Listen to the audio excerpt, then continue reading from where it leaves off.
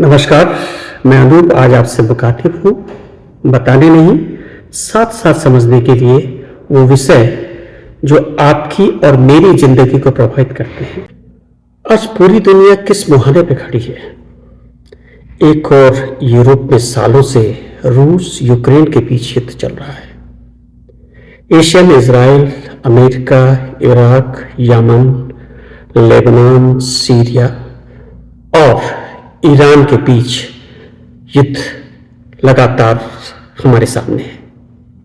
वहीं पाकिस्तान और अफगानिस्तान के बीच की युद्ध जैसी घटनाएं हो रही हैं। दूसरी ओर Middle East, Sudan, South East में म्यांमार, अफ्रीका में Congo, Mali, Burkina Faso, Niger, Ethiopia, Somalia, Haiti लगातार सिविल युद्ध से ग्रस्त हैं। क्या हम तीसरे विश्व युद्ध और वैश्विक अशांति की ओर जा रहे हैं? प्रश्न यह है कि विश्व को अवैधानिकवादी साम्राज्य और युद्ध चाहिए या संप्रभुता संपन्न और सहअस्तित्ववादी विश्व? इस घड़ी में अवैधानिकवाद के विरुद्ध गांधी का अहिंसात्मक नमक सत्याग्रह क्या राष्ट्रीय और अंतर्राष्ट्रीय जवाब है? आज से 94 साल पहले 6 अप्रैल 1930 को गांधी का नमक मार्च अधिनायकवादी ब्रिटिश साम्राज्य को एक अहिंसात्मक जवाब था, जो गुजरात के नवसारी मंडल के डांडी नामक स्थान के समुद्र तट पर दिया गया था। आज के संदर्भ में उस घटना को याद करते हुए कुछ बातों पर दृष्टि डालने का एक प्रयास इस वीडियो में किया गया है। 1930 की कुछ घटनाओं में जाना जरूरी है। इस संदर्भ में तत्कालीन परिस्थितियों को समझना जरूरी है। जनवरी 1930 में भारतीय राष्ट्रीय कांग्रेस द्वारा पूर्ण स्वराज की घोषणा के बाद महात्मा गांधी के सामने एक रणनीतिक दुविधा थी। एक अमूर्त राजनीतिक आदर्श को एक ऐसे जन आंदोलन में परिवर्तित किया जाए जो भारतीय समाज के विविध और अक्सर परस्पर विरोधी वर्गों को ब्रिटिश शासन के विरुद्ध एकजुट कर सके। परिस्थितियां व्यापक आर्थिक संकट और ब्रिटिश हठधर्मिता के प्रति निराशा से भरी थी। 1929 की महामंदी ने भारतीय अर्थव्यवस्था को तबाह कर दिया था, जिससे कृषि उत्पादों की कीमतों में भारी गिरावट आई थी और किसानों को भारी कठिनाई का सामना करना पड़ा था, जबकि शहरी मध्यम और व्यावसायिक वर्ग उच्च करों और प्रतिकूल आर्थिक नीतियों की मार झेल रहे थे। यहां यह भी बताते हैं कि तत्कालीन वायसराय लॉर्ड इरविन ने हाल में गांधी की डोमिनियन स्टेट की दिशा में किसी भी सार्थक आंदोलन की अपील को खारिज कर दिया था, जिससे स्वतंत्रता आंदोलन ब्रिटिश सरकार के साथ टकराव की स्थिति में आ गया था। 1930 आते आते देश में आजादी की लौ अलग अलग तरीकों से चलनी शुरू हो गई थी। एक और क्रांतिकारी दल भगत सिंह, आजाद, राजगुरु, अशफाकुल्लाह और विदेश में सुभाष बोस की अगुवाई में ब्रिटिश साम्राज्य के विरुद्ध बिगुल बजाए हुए थे। तो दूसरी ओर गांधी अपने अहिंसक आंदोलन को नई धार देने पर सोच रहे थे। गांधी ने महसूस कर लिया था कि बिखरे हुए प्रयासों की जगह एक सामूहिक प्रयास के तहत देशवासियों को एक साथ लाना जरूरी है। उनका मानना था कि शक्तिशाली ब्रिटिश हुकूमत का जवाब देश हिंसक तरीकों से नहीं दे पाएगा और अहिंसा का नैतिक वातावरण ही इसका जवाब होगा। सिविल डिसओबीडियंस आंदोलन इसका एक प्रयास था। 26 जनवरी 1930 में देश भर के शहरों, कस्बों और गांवों में स्वतंत्रता की मांग के लिए छोटी छोटी सभाएं आयोजित की गई और नागरिकों को सिविल डिसओबीडियंस आंदोलन में भाग लेने के लिए प्रेरित किया गया। लेकिन देश का बहुसंख्यक जनमानस अभी भी भय के वातावरण में जी रहा था और अपेक्षित परिणाम दिख नहीं रहे थे। दूसरी ओर वायसराय गोलमेज सम्मेलन की भूमिका को सिर्फ सलाहकार की भूमिका बता रहे थे और भारत के आत्मनिर्णय के अधिकार को पीछे धकेल रहे थे। वहीं कांग्रेस अपने पूर्ण स्वराज या पूर्ण स्वतंत्रता के लक्ष्य के लिए एक प्रस्ताव लाई कि उस शासन के अधीन रहना जिसने भारत की जनता को गरीब और शक्तिहीन बना दिया है, इसे मनुष्य और ईश्वर के विरुद्ध अपराध माना जा सकता है। इसी तनावपूर्ण वातावरण में गांधी ने अपना 11 सूत्री कार्यक्रम प्रकाशित किया। इस घोषणा पत्र के कई रणनीतिक उद्देश्य थे। जरूरी था आम जनमानस को स्वराज्य का अर्थ स्पष्ट रूप से समझाना। गांधी इस बात को जानते थे।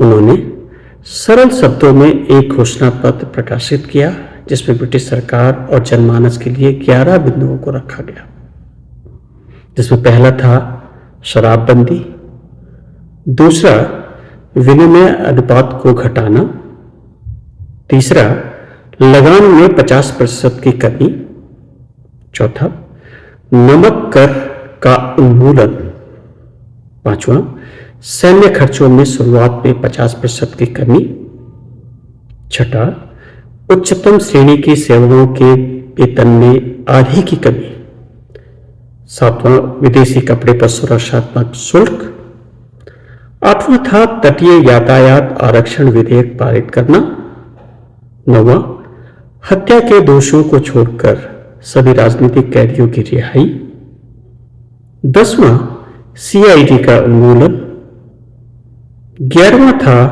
आत्मरक्षा के लिए अस्त्र आदि के उपयोग के लिए लाइसेंस जारी करना। उन परिस्थितियों को गहराई से सोचने पर गांधी के कुछ स्पष्ट उद्देश्य दिखाई देते हैं। पहला, यह कार्यक्रम जन संगठन के लिए तैयार करने की दिशा में था, जिसमें नमक कर का उन्मूलन, जो कि बिंदु 4 में कहा गया, जैसे एक महत्वपूर्ण विकल्प थे। नमक जो सबसे गरीब किसान से लेकर सबसे अमीर जमींदार तक हर व्यक्ति के लिए एक बुनियादी आवश्यकता थी। नमक पर कर एक सार्वभौमिक शिकायत थी और इसे आंदोलन का केंद्र बिंदु बनाने से एक साझा मंच मिला जो जाति, धर्म और वर्ग से परे था। दूसरा, घोषणा पत्र का उद्देश्य विभिन्न वर्गों के बीच एकता स्थापित करना था, जिसमें विविध समूहों की मुख्य शिकायतों को शामिल किया गया। भू राजस्व में 50% की कमी, जो कि बिंदु 3 में कहा गया, संघर्षरत किसानों को सीधा आह्वान था। विदेशी कपड़ों पर सुरक्षात्मक शुल्क, बिंदु 7, और तटीय यातायात आरक्षण विधेयक, बिंदु 8 की मांग ने भारतीय उद्योगपतियों और व्यापारियों की चिंताओं को दूर किया, जिन्हें ब्रिटिश वस्तुओं से कड़ी प्रतिस्पर्धा का सामना करना पड़ रहा था। पूर्ण शराबबंदी, जो बिंदु 1 है, से सामाजिक और धार्मिक सुधार आंदोलनों के साथ समर्थन का आधार और भी व्यापक हो, इस उद्देश्य से रखा गया। दूसरी ओर सीआईडी का उन्मूलन, जो बिंदु 10 है, एक ऐसा प्रयास था जिसमें वे ब्रिटिशर्स की पक्षपाती व्यवस्था, जिसमें खुफिया और निगरानी नेटवर्क पर सीधा प्रहार था, जिसका उपयोग ब्रिटिश भारतीय राष्ट्रवादी आंदोलन की निगरानी और दमन के लिए करते थे। भारतीय राष्ट्रवादियों ने सीआईडी को राजनीतिक दमन के एक भयावह उपकरण के रूप में देखा। उनकी नजर में इसका प्राथमिक कार्य सामान्य अपराधों की जांच करना नहीं, बल्कि स्वतंत्रता सेनानियों की जासूसी करना, उन्हें परेशान करना और डराना धमकाना था। सीआईडी अधिकारी, जो अक्सर सादे कपड़ों में काम करते थे, बैठकों में घुसपैठ करते, चिट्ठियों को रोकते और राजनीतिक कार्यकर्ताओं पर विस्तृत फाइलें तैयार करते थे।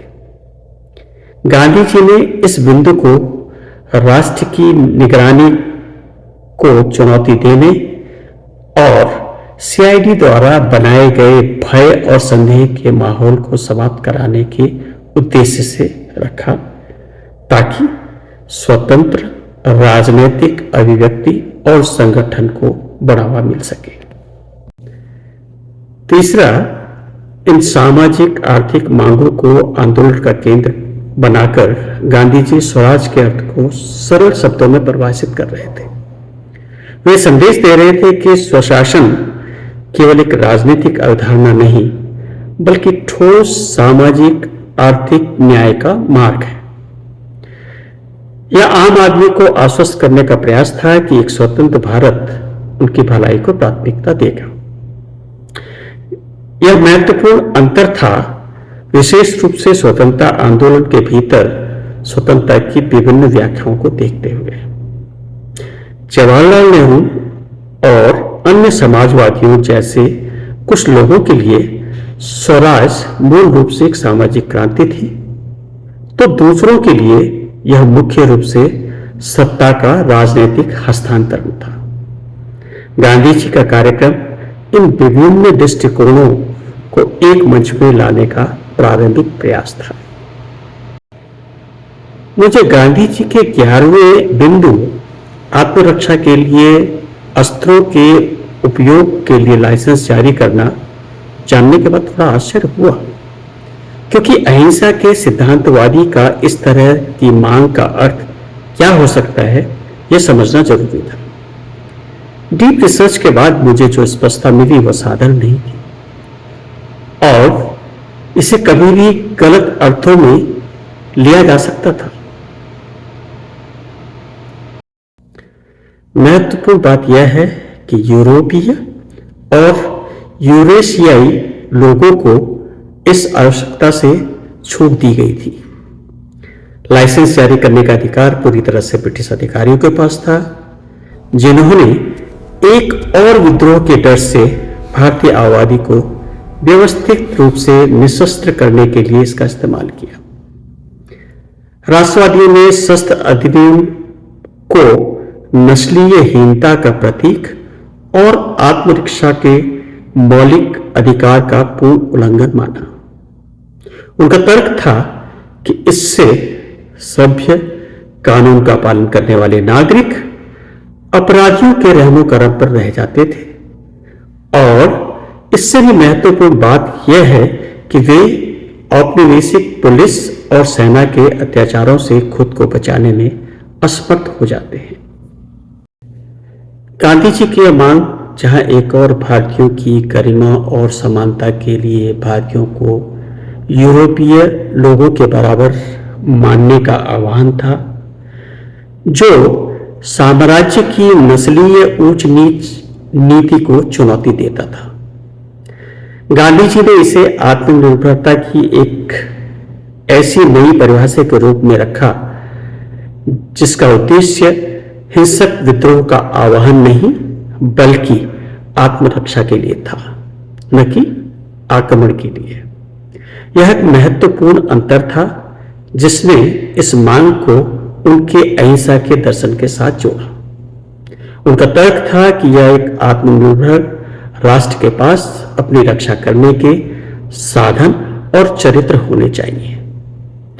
इसके साथ ही यह मांग ग्रामीण क्षेत्रों के किसानों और मध्य वर्ग के लोगों के बीच गहराई से गूंजी, जिन्हें अक्सर डाकुओं और जंगली जानवरों से खतरा रहता था और उनके पास सुरक्षा का कोई कानूनी साधन नहीं था। इससे आंदोलन को सुरक्षा के लिए उनके दैनिक संघर्षों से जोड़ना आसान हो गया। अंत में 11 सूत्री बिंदु अहिंसक टकराव के लिए एक राजनीतिक उपकरण के रूप में काम आए। गांधी जी ने इन्हें न्यूनतम मांगों के रूप में प्रस्तुत किया, जिन्हें ब्रिटिश सरकार आसानी से पूरा कर सकती थी यदि वे किसी भी सुधार के प्रति गंभीर होते। लॉर्ड इरविन को यह स्पष्ट अल्टीमेटम देकर उन्होंने गेंद सीधे ब्रिटिश सरकार के पाले में डाल दी। जैसा कि अपेक्षित था, जब इरविन ने इन मांगों को नजरअंदाज कर दिया, तो गांधी जी को मार्च 1930 में नमक सत्याग्रह, जिसे दांडी मार्च के रूप में जाना गया, उसको शुरू करने का नैतिक औचित्य मिल गया, जो बाद में राष्ट्रव्यापी सिविल डिसओबीडियंस आंदोलन में बदल गया। इन मांगों ने आंदोलन को एक ठोस उद्देश्य और राजनीतिक दिशा प्रदान की, जिसकी गूंज पूरे देश में सुनाई दी।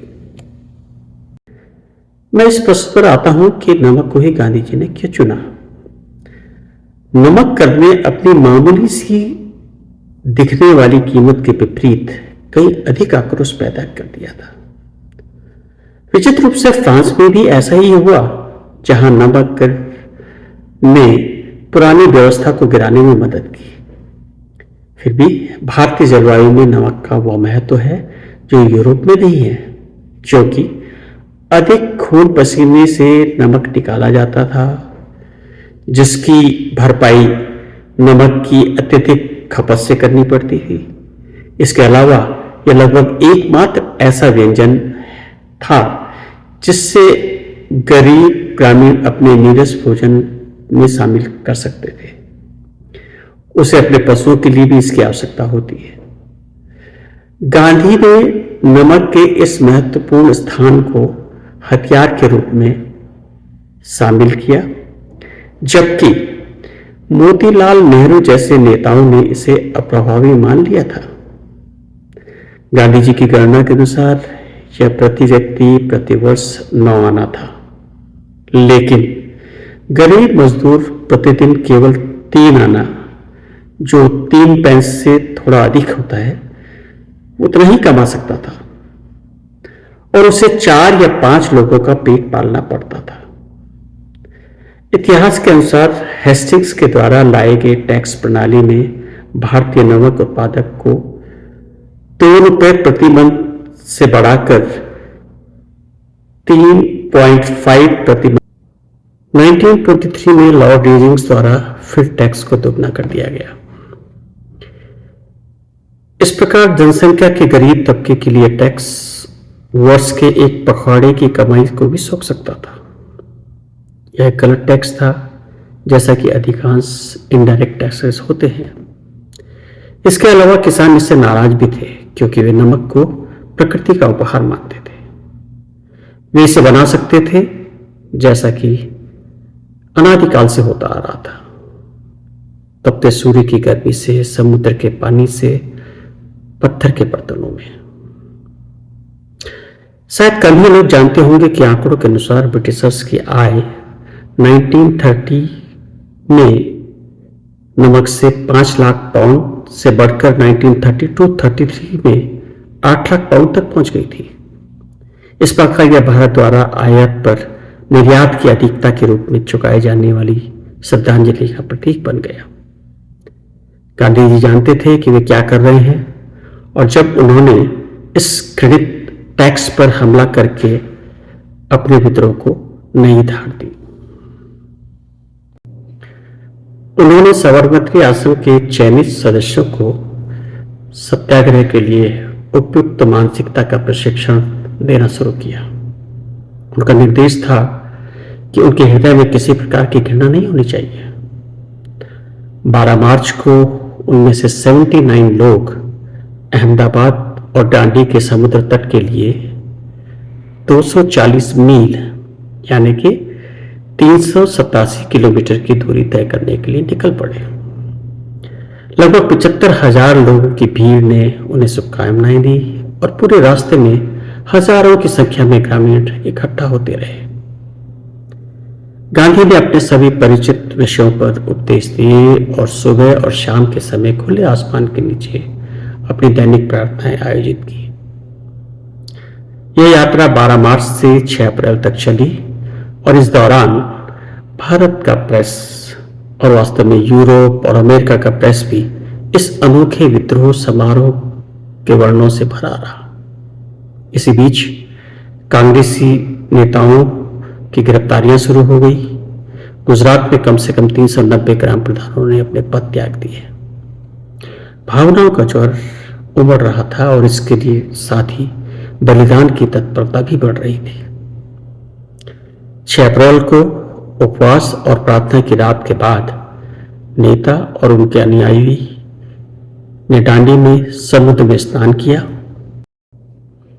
और इसके बाद गांधी जी ने झुककर मुट्ठी भर बिना टैक्स वाला नमक उठाया। बस इतना ही। इस अपराध को करने के बाद उन्हें तत्काल गिरफ्तारी की उम्मीद थी। भारतीय जनता इसी संकेत का इंतजार कर रही थी। समुद्र के किनारे बसे हर इलाके में किसान और मछुआरे प्राकृतिक नमक बनाकर कानून तोड़ रहे थे। कई लोगों को गिरफ्तार किया गया और पुलिस ने अपनी आदत के अनुसार लाठियों का जमकर इस्तेमाल किया। सबने अवज्ञा आंदोलन, सिविल डिसओबीडियंस मूवमेंट शुरू करने के लिए हर कस्बे में विशाल सभाएं आयोजित की गई। सरकार ने कांग्रेस के अध्यक्ष जवाहरलाल नेहरू को 1 साल के लिए जेल में डालकर दमनकारी कदम उठाए और गांधी ने उनकी जगह ले ली। कई सदस्यों ने विधानसभा से इस्तीफा दे दिया। दमनकारी अध्यादेश एक के बाद एक तेजी से जारी कर दिए गए। उधर सरोजिनी नायडू और मणिलाल गांधी के नेतृत्व में नमक कानून तोड़ने का अभियान जारी रहा। एक के बाद दूसरा दस्ता बिना हिचकिचाए आगे बढ़ता रहा, यह जानते हुए कि उसका क्या अंजाम होगा। कोई संघर्ष नहीं हुआ, स्वयं से बस आगे बढ़ते रहे जब तक कि वे मारे नहीं गए। अब रणनीति अलग अलग थी। 25-25 लोगों के समूह आगे बढ़े, बैठ गए और इंतजार करने लगे। जैसे ही वे बैठे, क्रोधित पुलिस उन पर टूट पड़ी, उनके सिर पर पीटा, कुछ को जमीन पर घसीटा और खाइयों में फेंक दिया गया। घंटों तक यह सिलसिला चलता रहा, जबकि स्ट्रेचर उठाने वाले बेजान खून बहते हुए शरीरों को ले जा रहे थे। 300 से अधिक घायलों की टूटी खोपड़ियों और अन्य गंभीर चोटों के साथ अस्पताल ले जाया गया। 2 की मौत भी हो गई। श्रीमती नायडू और मणिलाल गांधी को गिरफ्तार कर लिया गया। कुछ लोग इसे गांधी की मूर्खतापूर्ण नीति बताते हैं, लेकिन यही पैसिव फोर्स की नीति ने ब्रिटिशर्स को झुकने को मजबूर कर दिया। जैसा कि उस समय के चश्मदीद अमेरिकन जर्नलिस्ट वेब मिलर, जो इस पूरी यात्रा में साथ में रहे, उनके लेखों से स्पष्ट हुआ। दूसरे दौर में नमक के डिपो पर छापे का कार्यक्रम शुरू हुआ। इनमें से कुछ छापे सफल रहे और बड़ी मात्रा में नमक जब्त किया गया। जुलाई में पेशावर में और भी गंभीर घटनाएं घटी। यहां शुरुआत में कुछ हिंसक झड़पें हुई। पुलिस ने शहर को रेड शर्ट्स के हवाले कर दिया। 3 दिन बाद सैनिकों ने शहर पर दोबारा कब्जा कर लिया और मशीन गनों से पुलिस को मार गिराया। सीमांत प्रांत में इन घटनाओं के दौरान गढ़वाल रेजिमेंट की एक प्लाटून, जिसमें सभी हिंदू थे, उन्होंने अपने मुस्लिम देशवासियों पर गोली चलाने से इनकार कर दिया।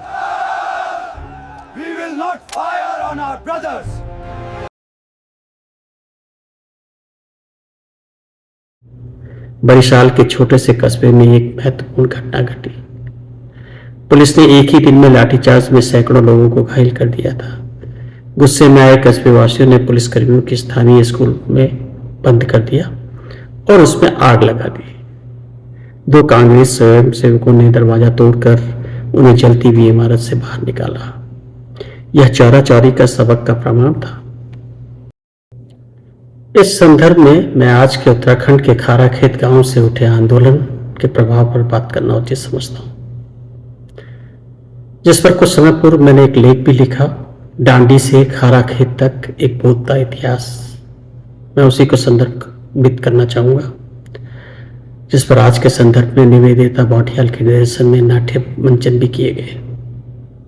संदर्भ यह है कि गांधी के साथ साबरमती से डांडी तक जाने वाले सत्याग्रही वीर खड़ग बहादुर, जो गांधी जी के साथ दिल्ली हरिजन बस्तियों में काम कर रहे थे, उन्होंने भी जब गांधी को देहरादून के पास एक गांव खाराखेत में नमकीन पानी होने का और वहां नमक बनाए जाने की बात बताई, तो गांधी जी ने कहा, यहां क्या कर रहे हो, जाओ और वहां भी लोगों को संगठित कर नमक आंदोलन के अलग जवाब।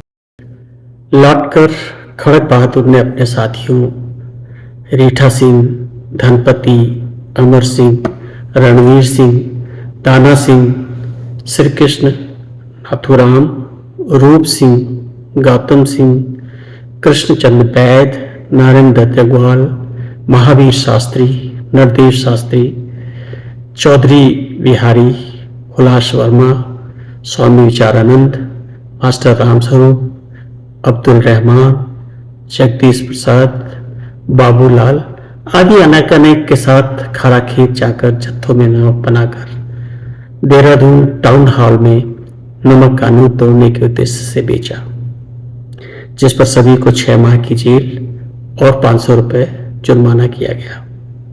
लेकिन इस घटना ने आज के उत्तराखंड में छिटपिट हो रहे आंदोलन में आग का काम किया और सिविल डिसोबिडियंस आंदोलन उत्तराखंड जो अब तब यूनाइटेड प्रोविंसेस का हिस्सा था उसमें तेजी से बढ़ने लगा।